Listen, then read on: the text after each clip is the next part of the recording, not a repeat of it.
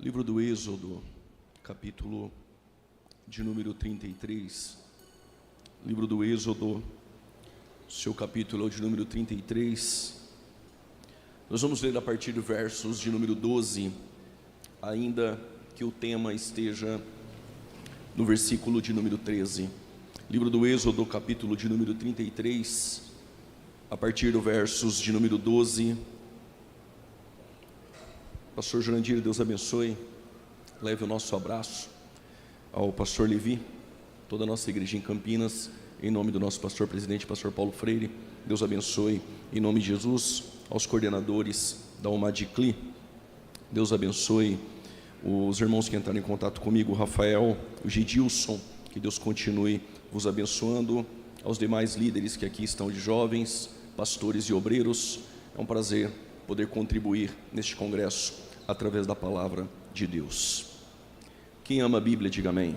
Amém. Disse Moisés ao Senhor: Tu me dizes, faze subir este povo, mas não me fizeste saber a quem hás de enviar comigo. Disseste também: Conheço-te pelo teu nome, e achaste graça aos meus olhos. Se eu achei graça aos teus olhos, rogo-te que agora me mostre os teus caminhos, para que eu te conheça, a fim de que te ache graça aos teus olhos. Considera que esta nação é o teu povo. Respondeu-lhe o Senhor: A minha presença irá contigo, e eu te darei descanso. Então Moisés lhe disse: Se a tua presença não for conosco, não nos faça subir deste lugar. Como se saberá que achamos graça aos teus olhos, e eu do teu povo? Acaso não é por andares conosco, de modo que somos separados, eu e o teu povo, de todos os povos que há sobre a face da terra? Então disse o Senhor a Moisés: Farei também isso que disseste, porque achaste graça aos meus olhos, e te conheço pelo teu nome. Então disse Moisés: Rogo-te que me mostres a tua glória.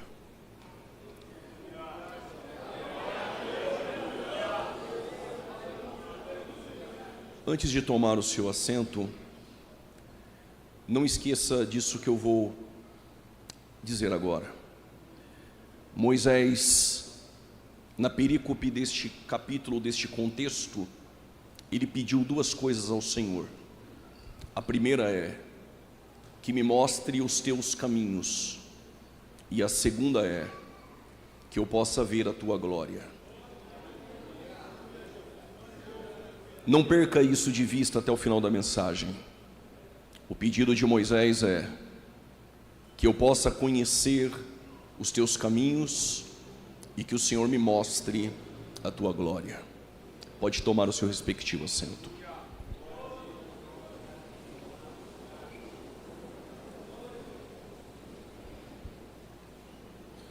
Serei breve por conta do tempo, mas necessário nas minhas palavras. A nação de Israel ainda não era uma nação, mas já havia uma promessa. Quando nós olhamos para o livro do Gênesis, no seu capítulo 46, versos de número 3, Deus dissera que faria deste povo uma grande nação ou uma nação poderosa. Mas quando eu olho para Deuteronômio, capítulo 4, versos de número 20, diz que essa nação passaria, Israel, pelo forno de ferro. Não tem como ser grande sem passar pelo forno de ferro. Não tem como ser grande sem passar por provações. Não tem como jovens alcançar a maturidade sem antes passar pelos processos e pelas provações. É por isso que o pregador essa noite não veio te dar vitória.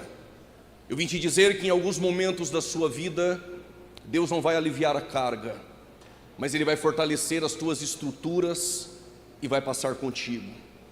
Outro ponto é que eu não vou te iludir, dizendo para você receber e que Deus vai te dar muitas vitórias, ainda que Ele possa dar. Mas na caminhada da fé tem mais não do que sim, porque o não de Deus nos faz crescer e atingir o nível de maturidade e o nível de espiritualidade. Eles não eram uma grande nação, mas na terra de Gosém, este povo era um amontoado de escravos que nunca tinham visto Deus.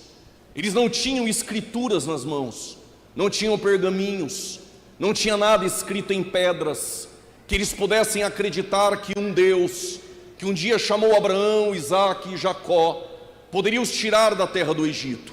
Eles só tinham ouvido falar que o Deus de Abraão é o Deus que fez José prosperar em uma terra estranha e o fez crescer numa terra de aflição.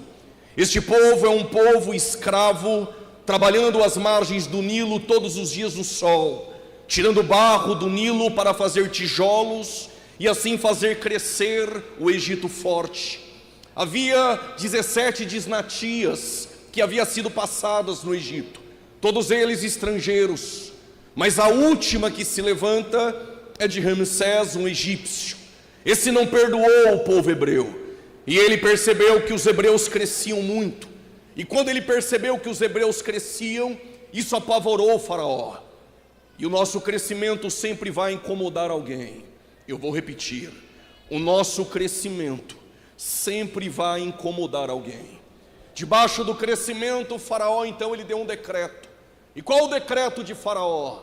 Pediu para as parteiras matarem todos os meninos do sexo masculino que nascessem entre as hebreias. O decreto veio depois de Faraó aumentar a carga dos hebreus. Mas quanto mais aumentava a carga, diz o texto, que mais os hebreus cresciam, mais os hebreus multiplicavam. Então Faraó observou que aumentar a carga do povo fazia com que o povo crescesse. Quanto mais aumenta a luta, mais eles dão glória a Deus. Quanto mais aumenta a prova, mais estão crescendo. Quanto mais está apertando, mais está dando glória a Deus e aleluia numa noite como essa. Então Faraó percebeu que eles cresciam mesmo em meio às provações e o aumento da carga. Então o decreto de Faraó foi este: se eu não posso impedir o crescimento, então eu vou matar. Todas as hebreias ficaram com medo de terem filhos. Quem é espiritual vai pegar. Em tempo de crise, muitas tribos deixaram de gerar. Zebulon não gera, Naftali não gera, Dan não gera, Rúben não gera, Judá não gera. Mas em tempo de crise nem todo mundo é igual a todo mundo. A tribo de Levi, Conrã e Joquebede disseram: se eles não geram, geramos nós. Se ele não dá glória, dê por você e por ele. Se ele não santifica, santifique você. Se ele não evangeliza, evangelize você. Se ele não quer fazer, faça você. Só que Joquebede é avançada de idade e Anrão é o seu sobrinho. Eles têm um relacionamento, um incesto. E 9 meses depois, ela vai dar à luz. As parteiras chegavam atrasadas. Diz o texto que quando as hebreias tinham os filhos, não dava tempo das parteiras chegar. Ou seja, quem gera em tempo de crise, aquilo que você gera, não dará tempo do inimigo matar. Eu vou repetir, alguém entendeu? Aquilo que você gera em tempo de crise, não vai dar tempo do inimigo matar.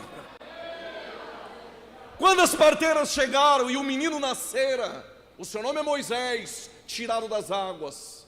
Mas diz o texto que as parteiras sentiram o temor, não pegaram o menino e não lançaram nas águas do Nilo. Escute isso. Todas as crianças que nasciam do sexo masculino, Faraó pegava as crianças e lançava dentro das águas do Nilo para assassinar as crianças. Mas as mesmas águas do Nilo que Faraó usava para matar as crianças, é a mesma água que Deus vai mudar o curso para colocar o cesto dentro do palácio. Alguém entendeu? As mesmas águas do Nilo que Faraó usava para matar as crianças, é as mesmas águas que Deus vai mudar o curso para colocar o projeto dentro do palácio. A mesma luta que te afronta é a mesma que te honra. A mesma prova que te persegue é a mesma que te direciona para o centro da vontade de Deus. Moisés é como um pão lançado nas águas. Em breve nós vamos o achar. Achamos Moisés com 40 anos de idade. Mata um egípcio, esconde debaixo da areia, e o mesmo foge para a terra de Midian. E Midian em hebraico significa lugar de conflito. Há um conflito dentro de Moisés, mas o maior conflito que existia em Moisés era conseguir habitar em duas culturas, em dois mundos diferentes. E o que eu tenho para lhe dizer, jovem, quem quer ser pleno em dois mundos, não será pleno em nenhum. Eu vou repetir: quem quer ser pleno em dois mundos, não será em nenhum. Moisés cresceu dentro do palácio, estudou nas melhores universidades do Egito, se vestiu como um príncipe.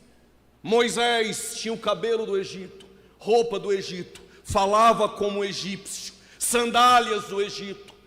No Egito ele era pleno entre os egípcios, mas ele tinha duas mães, uma princesa de criação e uma de sangue escrava.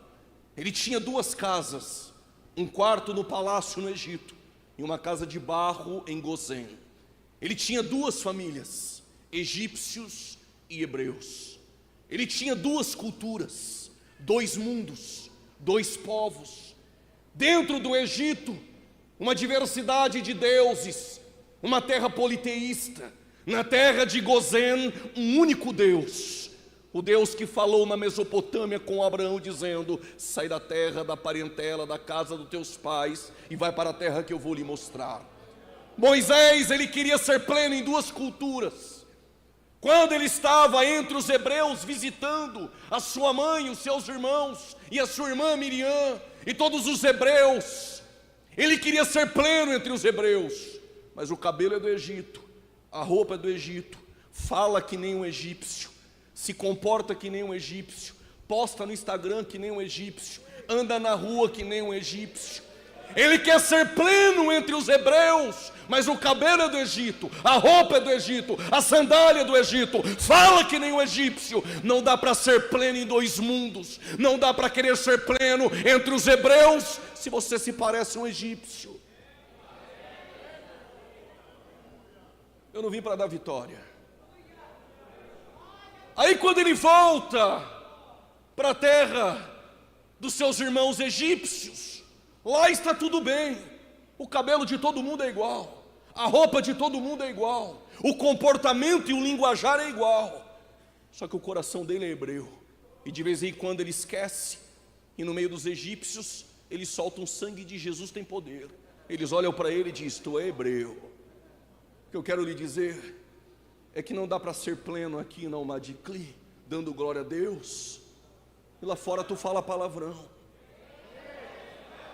Não dá para sair na foto aqui com o olho fechado, disfarçando, com a mão para cima, quando alguém fica gritando receba, receba, e depois no Instagram postar fotinha de costa fazendo biquinho com o texto bíblico.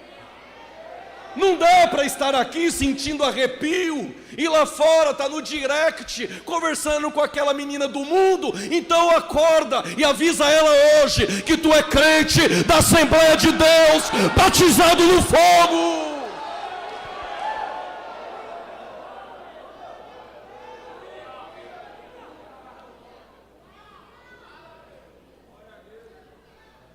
E pode ficar olhando para mim com esse biquinho, com essa carinha fechada de que não está gostando. Outro dia, vitória, vitória, vitória. Fala para o teu irmão, levanta a mão e dá glória. Deus vai te encher. Hoje Deus vai te encher de Bíblia, de palavra. E é assim que nós crescemos para a glória dEle. Só que agora Moisés tem 80 anos. Deserto. O cabelo já não é do Egito. A roupa já não é do Egito, o linguajar já não é mais do Egito. Jetro colocou Moisés no eixo, e Moisés todos os dias trabalhando no pastoreio.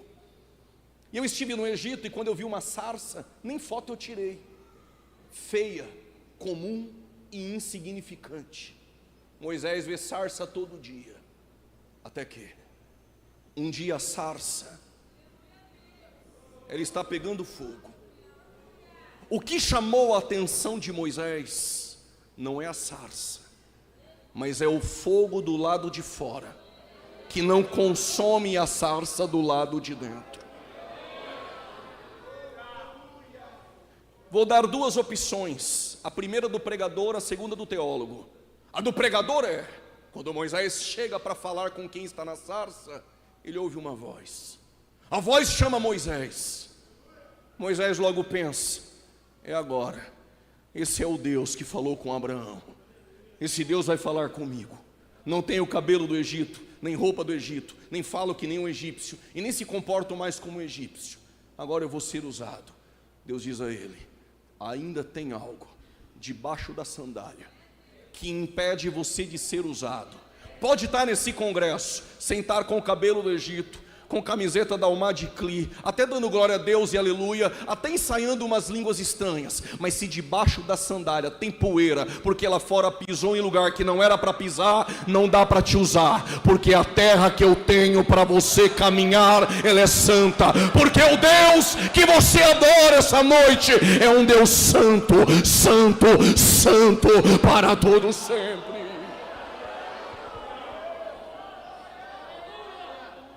Saiu o pregador, agora o teólogo. Por que Deus pediu para tirar as sandálias? Porque Moisés aprendeu dentro do Egito que toda divindade egípcia, quando era adorada, eles tiravam as sandálias e adoravam descalços. Era uma reverência às divindades do Egito. Quando Deus falou para Moisés: tira a sandália, Ele está dizendo: eu não sou nenhum Deus daqueles que você conheceu no Egito. Eu sou um único Deus verdadeiro. Tira a sandália, porque eu sou o único digno de ser adorado para todo sempre. Eu vou te usar, Moisés. Mas Moisés, por conta do tempo, ele coloca algumas objeções. Eu vou ser bem rápido. A primeira é: sou pesado de língua. A segunda é: não tenho nenhum nome. A terceira: quem sou eu para os anciãos que estão lá, hebreus, acreditar que eu vou ser o legislador e vou tirar o povo da escravidão? Quem sou eu? Na verdade ele estava dizendo: eu sou comum, insignificante. Como eu vou chamar a atenção do homem mais poderoso da terra, a saber, Faraó? Tu não entendeu, Moisés. Assim como eu peguei uma sarça, que ninguém tira foto, comum, insignificante, feia, e incendiei ela, e chamei a tua atenção. Tu é insignificante, comum, ninguém tira foto, mas se eu te incendiar... Alguém entendeu e já levantou a mão? Eu vou repetir: pode ser comum, pode ser insignificante, mas se eu te incendiar, eu vou chamar a atenção dos grandes, vou usar a tua vida.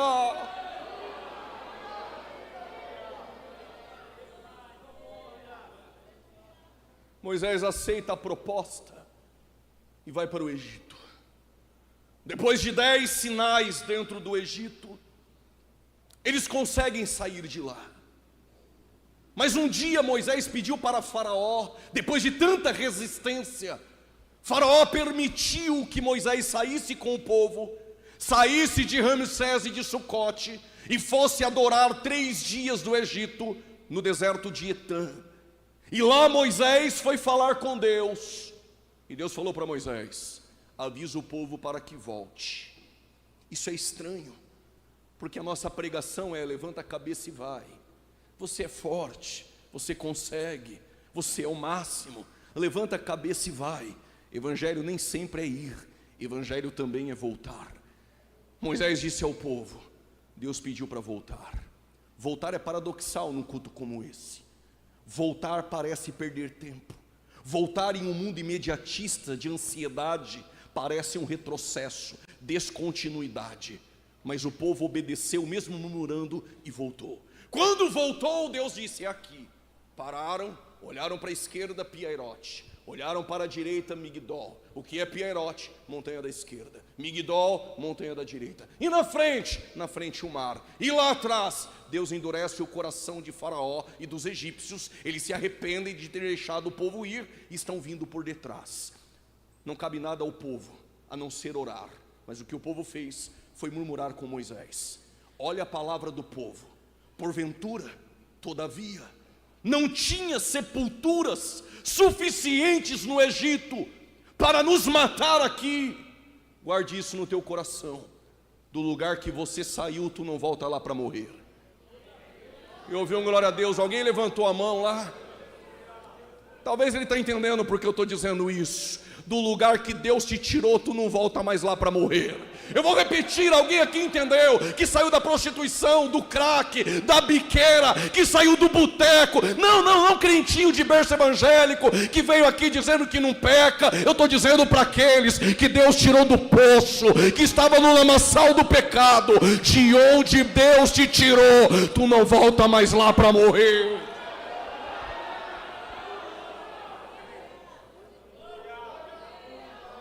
É que tem uns jovens que dizem que nasceu em berço evangélico.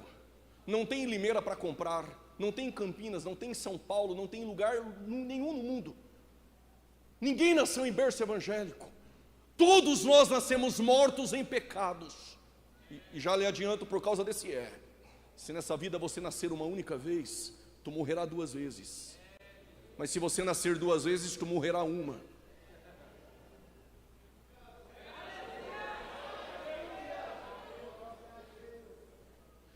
Se eles não pegaram, não há problema nenhum, porque Nicodemos, doutor da lei, talvez morreu sem pegar. Você que acha que nasceu em berço evangélico, se nessa vida você nascer uma única vez, tu morrerá 2 vezes. Mas se você nascer 2 vezes, tu morrerá uma.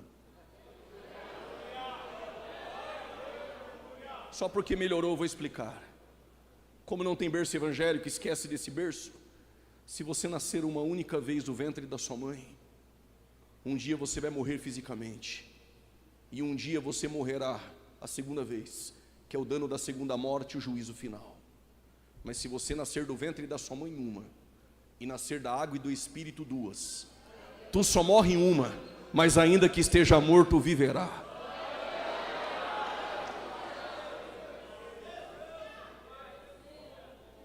Por causa desse glória a Deus e desse aleluia, eu tenho uma boa notícia. Eu não sei qual é, mas tem uma geração que não vai morrer nenhuma.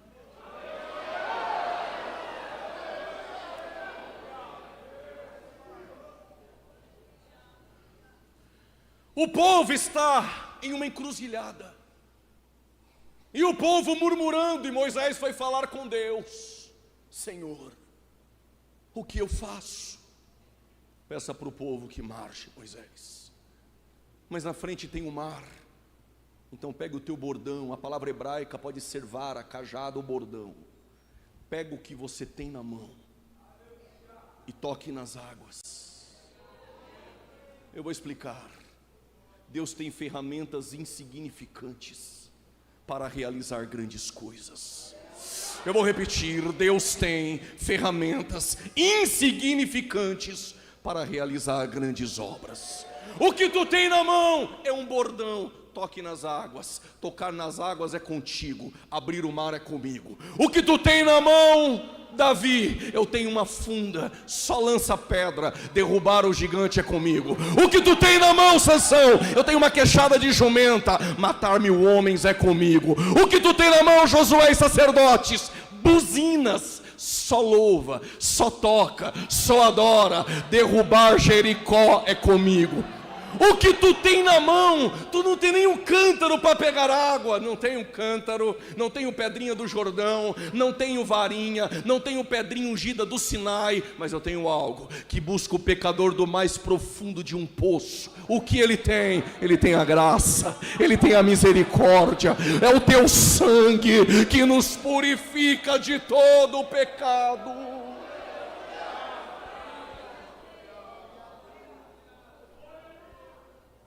Só que quando o mar vermelho vai abrir, tem um anjo na frente e uma coluna de fogo na frente. Diz o texto que o anjo foi para trás e a coluna foi para trás. É claro que eu já ouvi louvor dizendo que ele vai à frente, mas às vezes ele vai atrás. E quando eles estão caminhando, eu fiquei impactado com isso. A coluna, para os hebreus, clareava o ambiente para passar. Mas para quem vinha perseguir, era escuridão para eles não te ver. Ah, Jesus, eu não vim fazer barulho, nem engrossar a voz, nem falar para você cutucar ninguém. Eu vim dizer uma coisa: Deus está confundindo os inimigos. Aquilo que para eles é escuridão, para não te ver, para nós é luz, para nós é caminho aberto, para você passar. Quando eles atravessaram do outro lado, eles vão caminhar 40 anos. Mas claro que eu não vou falar dos 40 anos porque não dá tempo. Mas por 3 meses eles ficaram no Sinai. E eu aprendi algo aqui. Quando Deus falou com Moisés a primeira vez, foi no Sinai. E Deus falou para Moisés: quando tirar o meu povo do Egito, traga-os aqui nesse monte. Eu não estou espiritualizando o monte, mas Deus tinha alguma coisa naquele Horebe, naquele Sinai. Porque em linha reta o povo chegava em Canaã. Na geografia bíblica, Deus estava dizendo: traga o povo aqui, é você sair da rota que te leva para Canaã e descer para um caminho totalmente contrário. O que Deus queria com aquele povo no Horebe? Renovar aquele povo. Deus queria dar leis àquele povo. Deus queria organizar aquele povo. Só que quando Moisés subiu no monte para falar com Deus, há algo paradoxal aqui. Moisés está no monte, se relacionando com Deus, face a face, sentindo o peso da glória. E no pé do monte, a incredulidade, a idolatria e o bezerro de ouro. Me fez lembrar de um outro monte, o Monte Tabor. Lá em cima, o Cristo está transfigurado. De um lado a visão de Moisés, do outro Elias. Pedro, João e Tiago, no topo do Monte Tabor, se relacionando, sentindo o peso de uma glória, em um nível espiritual elevado. Mas no pé do monte, discípulos não conseguiam expulsar o demônio do filho daquele homem. Que contraste! Mas a igreja continua assim. Aqueles que alcançaram um nível de relacionamento. Não estou falando daqueles que decoraram as músicas do culto somente. Não aqueles que somente estão no movimento do culto. Estou falando daqueles que não estão em uma incubadora, mas conseguiram atingir o nível de proximidade dele, para se relacionar com ele. Enquanto isso, no pé do monte, a incredulidade. Crentes meninos, crentes que por qualquer coisa saem e abandonam a igreja. Consumidores, sentam e querem a mensagem que lhe agrada, o louvor que lhe agrada, a cadeira que lhe agrada, o entretenimento no domingo. Mas os céus me trouxe para dizer: Ele quer te levar para um nível de relacionamento maior. Enquanto Moisés está lá em cima, Deus disse a Moisés: o teu povo, Moisés, está lá embaixo adorando um bezerro. Moisés chamou isso de um grande pecado. Esses dias perguntaram: tem pecadinho e pecadão? Sim, tem. Quando nós olhamos para João 19, a partir do verso 6, Jesus disse para Pilatos: aquele que me entregou a ti, maior pecado tem. O pecado de quem entregou Jesus era maior que o de Pilatos. E a idolatria ao bezerro, Moisés chamou de um grande pecado. Quando Moisés desceu irado, quebrou as pedras da lei, o povo está prostrado ao bezerro de ouro. E guarde isso no seu coração. Que ouro era esse? Deus nunca enviou ninguém embora para casa vazio. Trabalharam 400 anos de escravos. Não vai sair do Egito sem o fundo de garantia, sem o 13º e sem as férias. Antes de sair, Deus disse: vai na porta dos egípcios, batem na porta, e eles vão dar o ouro para vocês. Só que quando nós investimos o nosso ouro no bezerro, o nosso tabernáculo para Deus será de madeira. Eu ouvi o meu Deus, não estou esperando glória a Deus, que eu não sou motivado a isso, eu vou repetir: quando nós entregamos o nosso ouro no bezerro, o tabernáculo para Deus será de madeira. Moisés quebra as pedras da lei, e ele fez uma pergunta: quem pode tirar a espada e quem está conosco? Zebulon não tirou a espada, Rubens, o primogênito, não tirou a espada. Manassés, Efraim não tirou a espada. Dan não tirou a espada e nem Simeão. Mas Levi tirou a espada, e diz o texto que com aquela espada ele separou dos seus irmãos. Morreram mais de 3.000. O que eu quero lhe dizer é que a fidelidade de Levi fez com que Deus falasse para Moisés: a tribo de Levi vai receber uma bênção tão grande, que agora eles vão carregar a minha presença. Eu ouvi um aleluia. Por causa desse aleluia eu vou explicar. O plano de Deus era que as 12 tribos fossem sacerdotais, mas como Levi foi fiel a Deus, somente Levi vai carregar a minha presença. A tua fidelidade te dá a garantia de carregar a presença de Deus. A tua fidelidade te dá a garantia de carregar a presença de Deus.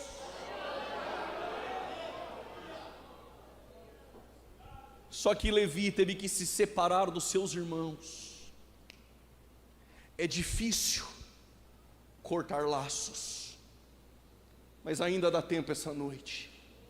Desfaça amizade com aqueles que não falam do mesmo céu. Rompa com aqueles que não agradam a Deus. Eu vou mais longe. Jesus disse: aquele que não aborrecer pai e mãe pelo meu nome.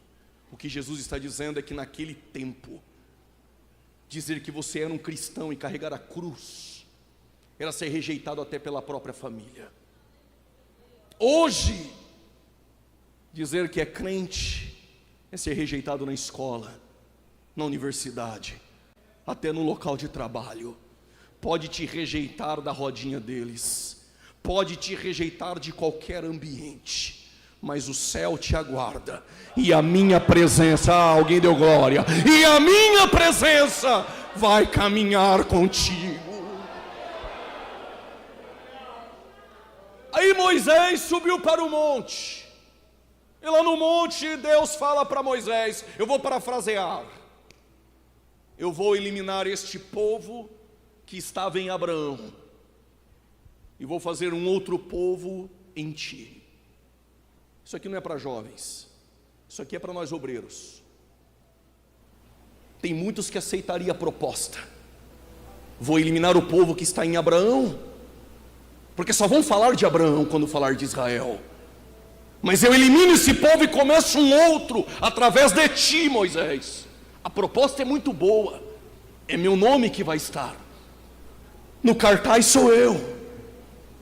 Tem mesa que não nos cabe, tem propostas que não vale a pena. Alguém entendeu? Eu vou repetir: tem propostas que não vale a pena, tem convites que não são para você, tem mesas que não te cabe, jovem. Moisés disse: então faz o seguinte, se for para eliminar este povo, risca o meu nome do teu livro, risca o nome deste povo do teu livro, e acaba essa história. Deus falou: não, Moisés, eu vou ter misericórdia desse povo, do teu povo. Aí Moisés já estava se achando. Aí ele falou: Senhor, faz o seguinte, eu quero duas coisas. Eu lembro quando o Senhor me tirou de Midian com 80 anos. Moisés é aquele que vai escrever os Salmos 90, e é Moisés que vai dizer: com 70 anos até dá para chegar, é canseira, chegou 80, pode matar quem fado. Deus falou: é, Moisés, vou te chamar com 80. Às vezes eu chamo Samuel ainda jovem, mas às vezes eu chamo um velhinho com 80, para mostrar que a obra não é dos homens. Eu posso usar um jovem desse, incendiá-lo e usar para a glória do teu nome. Mas eu posso também pegar um senhor ou uma senhora de 80 e de 70 anos e usar para a glória do meu nome. Moisés deve ter lembrado: o Senhor me incendiou, me usou com 10 milagres no Egito.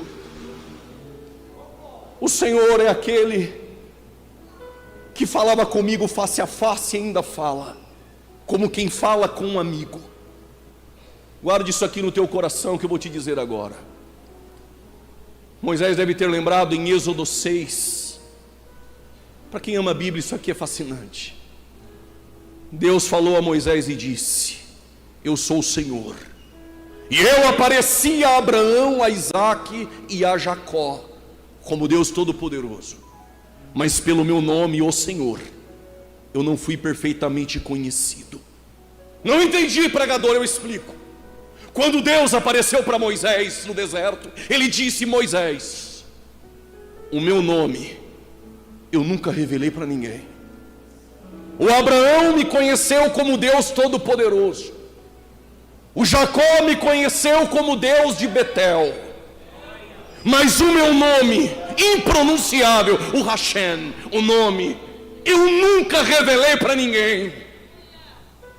Eu sou o Senhor. Quando ele disse isso para Moisés, a palavra Senhor em nossa Bíblia está com todas as letras maiúsculas em Êxodo 6. E por quê? Ali está Adonai. Na verdade não era Adonai. O copista, quando se deparou com o nome, e lembrando que o hebraico não tinha vogais, eram 4 consoantes. Qual é o nome de Deus impronunciável? Yud, Re, Vav, Re. Quando Deus apareceu para Moisés e disse: eles só me conheceram como Deus El Shaddai, mas o Yud, Re, Vav, Re eu nunca revelei para ninguém. Estou revelando para você, Moisés. Segura.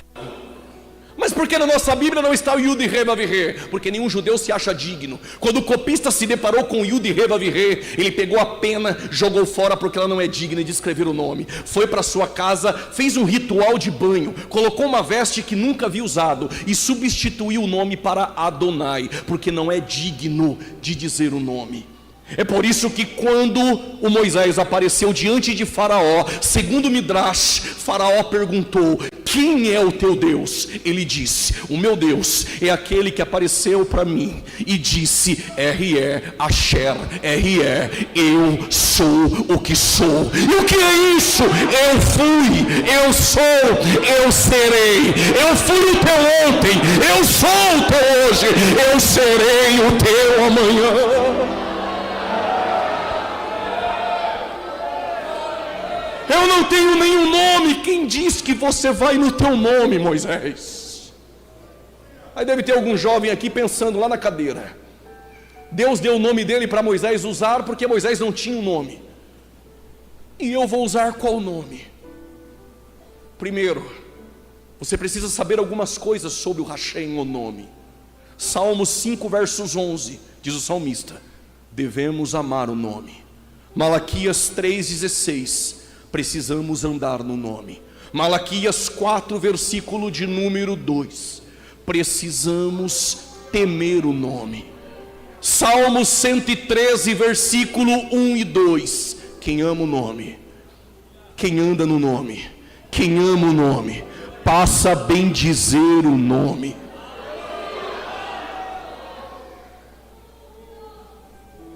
Aí Jesus veio e disse,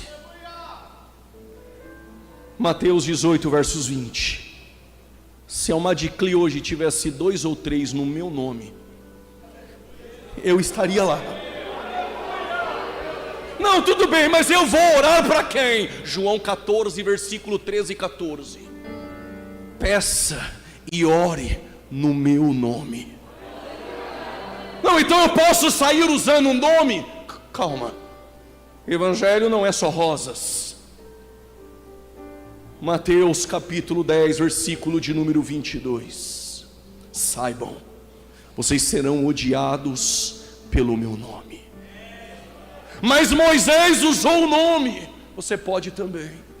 Marcos 16, a partir do versos 17, no meu nome curarão enfermos, no meu nome expulsarão demônios, no meu nome falarão em novas línguas.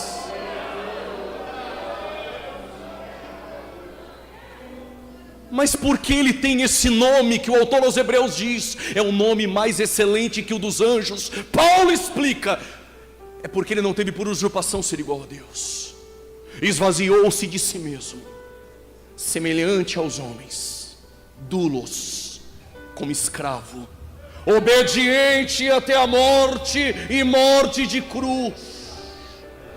Mas Deus o exaltou soberanamente, soberanamente, soberanamente, soberanamente, e lhe deu um nome, e lhe deu um nome, e lhe deu um nome que é acima de todos os nomes. E chegará o dia, e se você não fizer isso aqui agora, pode ficar com a sua carinha de teólogo, depois que assistiu 40 vídeos no YouTube e acha que sabe alguma coisa. Eu vou te dizer algo aqui para você: se você não fizer isso aqui hoje, fica com a sua perninha cruzada me olhando com essa cara de presbiteriano. Mas eu tenho algo para te dizer: chegará o dia em que todo joelho se dobrará e toda língua confessará: Ele é Senhor, Ele é Senhor, Ele é Senhor. Alaia camandara basuri bekemandará, amaia camando xerebesu bekemandará.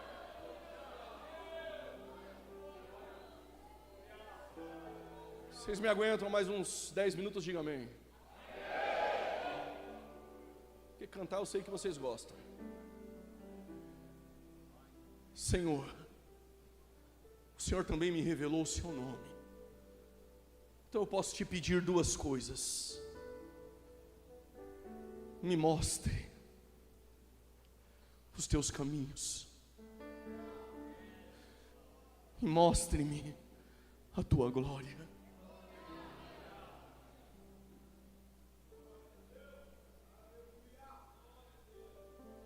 Nós somos privilegiados e não sabemos. Eu vou repetir: nós somos privilegiados e não sabemos. Moisés queria conhecer os caminhos e queria ver a glória, caminho e glória. Jerusalém era a última semana do nosso Senhor. A última semana não teve milagres. A última semana gravitava sobre o coração dos discípulos uma angústia. Jesus começou a falar constantemente que iria para a cruz. No domingo ele entrou montado em um jumentinho e começaram a gritar: Hosana. Quem é este rei que vem? O Moisés, ele pediu para ver a glória que percorreu os santuários, a glória que desceu no tabernáculo de Moisés, e nenhum homem conseguiu ficar de pé. Essa mesma glória era aquela que quando Moisés saía da tenda, ele iria do lado de fora em uma tenda, e quando ele entrava lá dentro, o povo se levantava, e o povo sabia que a glória, a nuvem pairava. É a mesma glória que desceu no templo, quando os filhos de Asaf tocaram na inauguração do templo de Salomão, Matanias, Azarela, Zacur e o outro filho por nome José. Quando os filhos de Asaf tocaram os instrumentos, a glória já tinha descido. Por causa desse eu vou explicar, meu irmão.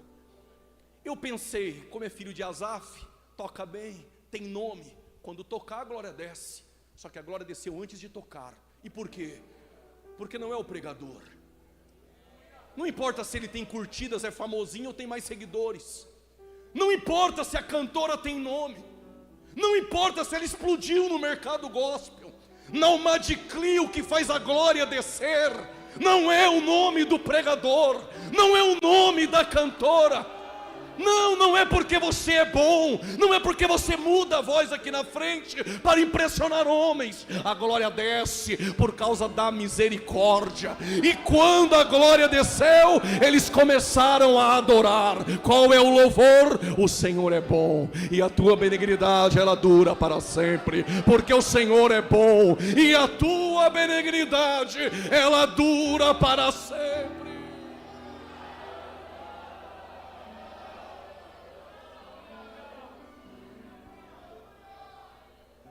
Pergunte bem forte: cadê a glória? Pergunte bem forte: cadê a glória? A glória, ela foi colocada no último do Santo dos Santos. Tire as crianças da sala, por gentileza. A glória foi colocada no último do Santo dos Santos, que é o ventre de uma virgem. E lá o véu vai ser rasgado de dentro para fora.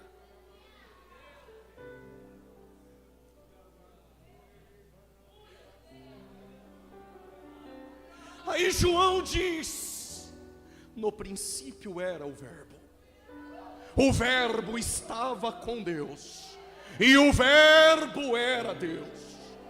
Versículo 14: e o Verbo se fez carne e habitou no meio de nós.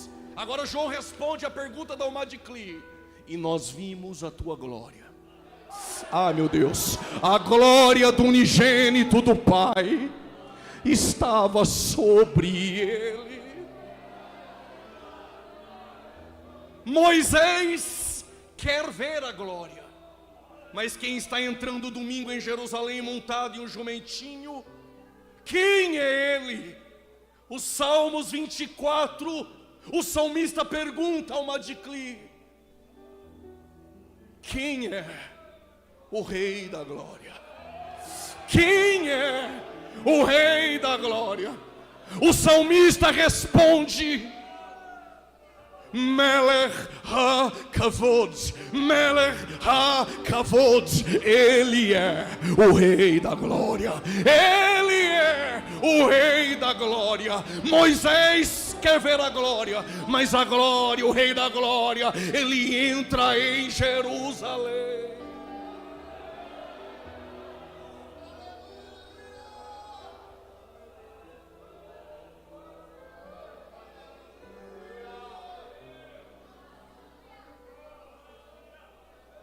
Só que o mesmo que entrou como rei em Jerusalém, ele chora sobre a santa cidade. Isso no domingo. Segunda-feira, Jesus, ele tem duas opções na mesa. Não sei se você vai pegar, mas eu vou dizer. Ele tem duas opções na mesa.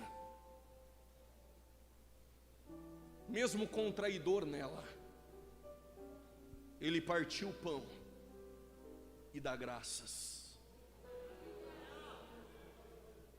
Não importa quem está na mesa, irmão. Jesus foi grato mesmo com o traidor na mesa. Não importa quem está do teu lado no culto, adore a Ele, seja grato, passe o que passar. Quando Ele está na mesa, Ele pode ser grato, mas quando Ele está irado, Ele vira a mesa. Não escandalize. No domingo ele entrou chamado de rei. Na segunda-feira ele virou a mesa com cambistas. Só escaparam as pombinhas porque ele gosta de uma pomba. Pegou o chicote, bateu nos cambistas. Esse Jesus não é pregado. Isso na segunda-feira. Quando ele sai do templo, ele vê uma figueira. Ele procura frutos, mas ela só tem folhas. E ele amaldiçoou a figueira. Eu estou imaginando os discípulos. Virou a mesa, bateu em todo mundo. Agora ele amaldiçoou a figueira. Essa semana não está bem. Eu vou dizer, até porque vocês jovens estudam, então dá para dizer isso. Ele procurou fruto, só encontrou folha. Isso aqui vai para os críticos da rede social para não me criticar depois. A figueira retrata a nação de Israel. Isso aqui é para os críticos da rede social. Agora para nós aqui. A figueira também lembra alguém. Pecou, nu, se escondeu. Quando alguém se esconde na hora da palavra e vai 3 vezes no banheiro, tome cuidado, está nu.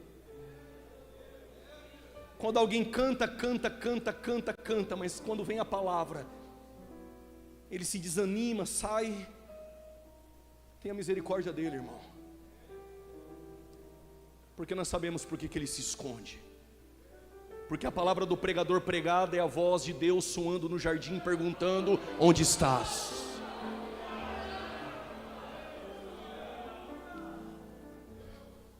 Mas alguém poderia me perguntar, se Deus é onisciente, presciente, como pode Ele perguntar onde estás?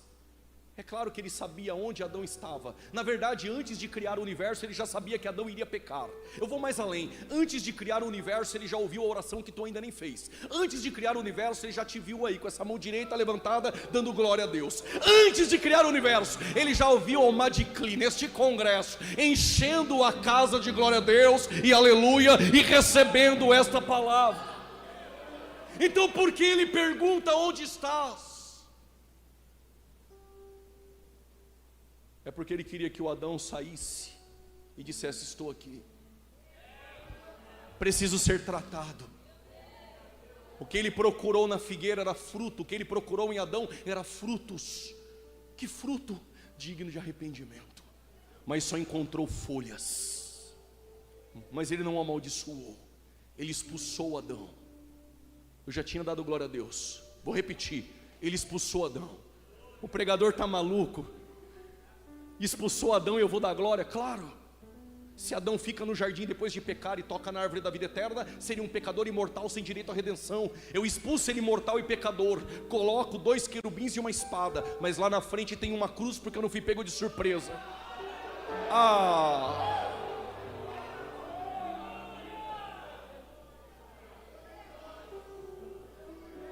Ele amaldiçoou a figueira e Ele conta uma parábola. Os discípulos devem ter pensado: bom, é parábola, deve ser a do semeador, a do joio e do trigo. Ele diz: um rei deu um banquete, e quando o rei deu o banquete, pediu para chamar os convidados que estavam na lista. Rejeitaram o convite, espancaram os servos. Aí Jesus disse: os servos voltaram e disseram: ó rei, os que estavam na lista não vão vir. Então faz o favor, vai lá no sistema penitenciário, vai lá na biqueira, lá em Limeira, vai lá no boteco, tem um jovem lá bebendo cachaça, vai lá na prostituição, lá na esquina onde estão elas, vai no mais profundo de um poço e faz o convite para eles. Os servos voltaram e disseram: rei, arruma mais cadeira. Por quê? Os que não estavam na lista aceitou e vai sentar na mesa com o rei. Ai, meu Deus. Na mesa da graça todo mundo é ex. Na mesa de Jesus todo mundo é ex. Na mesa de Jesus estão aqueles que não estavam na lista. Muitos são chamados, mas poucos são os escolhidos.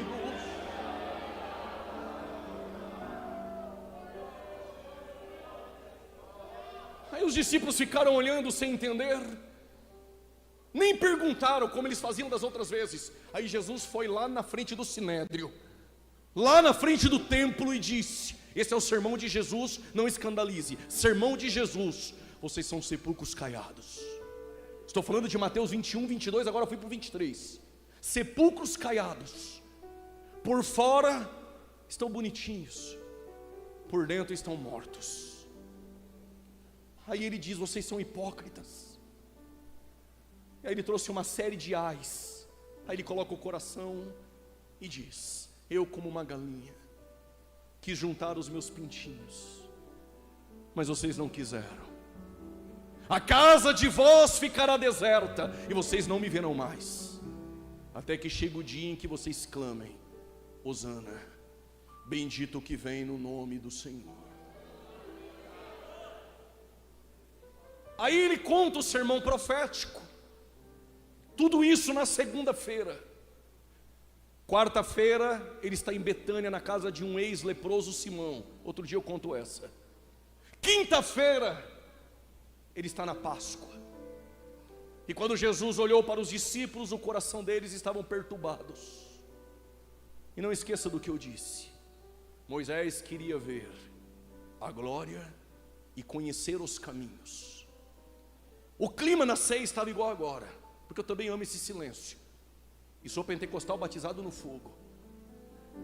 Aí Jesus para e diz: não se turbe o vosso coração, crede em Deus e também em mim. Na casa do meu Pai eu tenho morada. Vou preparar um lugar. Pregador, não estou entendendo. Se ele disse que na casa do Pai há morada, ele foi preparar o quê? A palavra preparar no grego é preparar o caminho. Ai, Jesus. Eu falei que eu não vim fazer barulho. Que caminho que ele foi preparar? É o caminho que sai do atemporal e se faz carne no temporal. É o caminho do último do Santo dos Santos, o ventre de uma virgem. É o caminho de Belém, de Nazaré. É o caminho do Getsêmani. É o caminho do beijo da traição. É o caminho da casa de Anás, da cuspida na face no sinédrio, da coroa de espinhos e da zombaria com uma veste de escarlata. É o caminho de Pilatos para Herodes, de Herodes para Pilatos, o caminho das dores, o caminho da cruz, o caminho do sepulcro, o caminho da ressurreição, o caminho que ascendeu aos céus e está à destra do Pai. Vou preparar um lugar. Se não fosse assim, não vou teria dito. Vou preparar um lugar, e eu irei e voltarei e vos levarei para mim mesmo, e aonde eu estiver, estejais vós também. Segura que agora é o fechamento da mensagem. Aí o Tomé, eu não sei se o Tomé levantou na mesa, eu vou parafrasear, mente minha. O Tomé deve ter se levantado na mesa e Tomé disse, isso é bíblico: para onde o Senhor vai? Nos mostre o caminho. Moisés achava que era caminhos.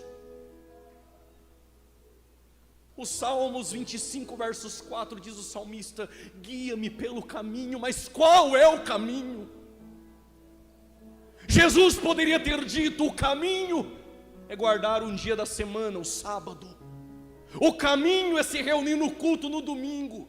Quando o pregador fala para cutucar o irmão, a gente fala. Quando fala para levantar a mão e dar glória, a gente também levanta e dá glória. E a adoração acaba depois da bênção apostólica. Talvez nós estamos procurando um espaço geográfico, decorar as músicas do culto, um entretenimento no preâmbulo do culto. Nós pensamos que sabemos o caminho, achamos que o caminho é ensaiar no meio da semana para cantar no domingo. O caminho é um dia da semana, ou o caminho é um espaço geográfico onde nós nos reunimos? A resposta era para ser para Moisés, mas a resposta foi para Tomé e para nós essa noite. Ele disse: o caminho não é um dia da semana, e o caminho não é aquele que a adoração acaba depois da bênção apostólica. Eu sou o caminho. Alguém entendeu? Eu sou o caminho. Quer me encontrar? Eu sou o teu caminho. Quer ter não prazer, mas felicidade? Eu sou o caminho. Quer sair dessa depressão? Eu sou o caminho. Quer fugir da crise de ansiedade? Eu sou o caminho, a verdade e a vida.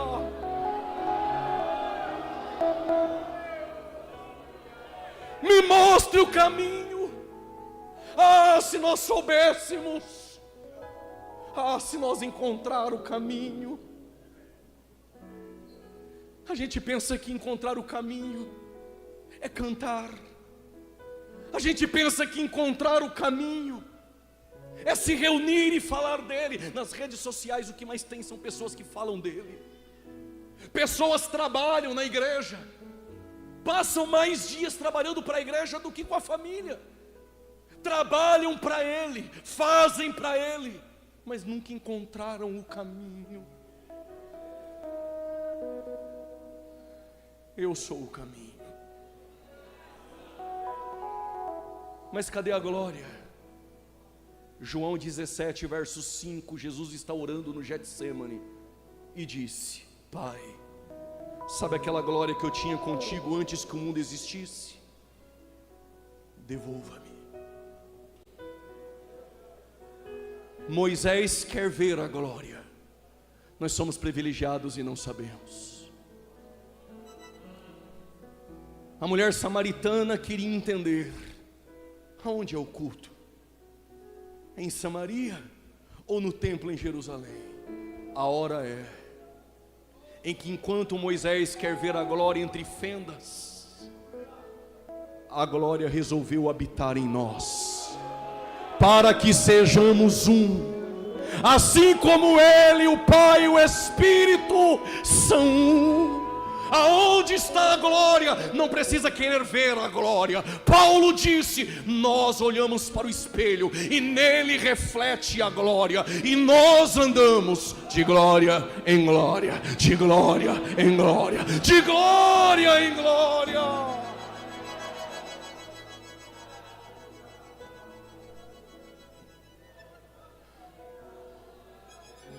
Moisés queria encontrar os caminhos, queria ver a glória. Você quer mais de Cristo? Hoje é dia de encontrar o caminho. Hoje é o dia de entender que o culto não acaba às 9h50. Como a glória habita aí dentro, o culto é dentro de você.